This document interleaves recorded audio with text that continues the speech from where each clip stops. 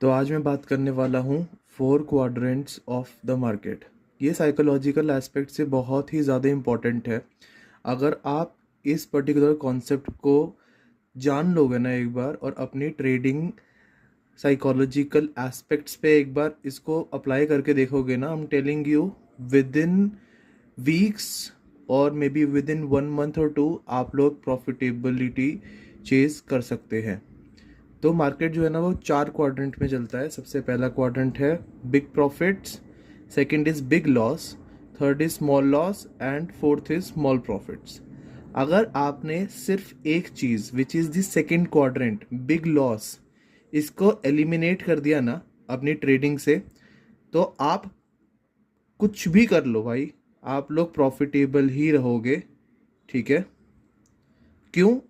क्योंकि जब आप लॉस करते हो ना, उसका सबसे बड़ा एक रीज़न होता है कि आपने या तो एक बिग लॉस किया है या फिर स्मॉल लॉसेस की, या जो क्वाड्रेंट है थर्ड वाला, इसकी एक स्ट्रीक बना दी है, और ये जो स्ट्रीक है ये बन गया है अब एक बिग लॉस के जैसा।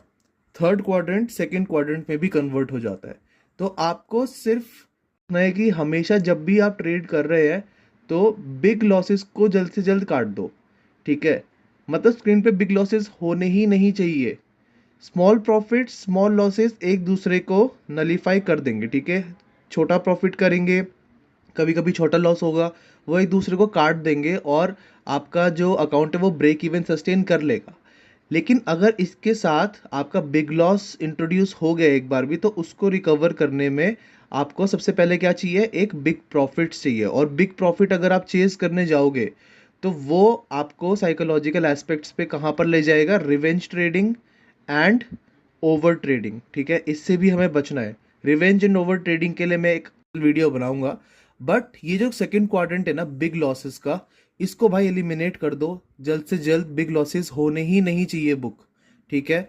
स्मॉल प्रॉफिट स्मॉल लॉसेस चलते रहेंगे, इनएविटेबल है, आपस में कटते रहेंगे वो। और एक बार अगर आपका बिग प्रॉफिट सिस्टम में आ गया तो फिर आपका जो कर्व है ना वो ब्रेक इवन से एक बार ऊपर जाएगा, और फिर वहां पर आपको सस्टेन करने की कोशिश करनी है। So no big losses from today.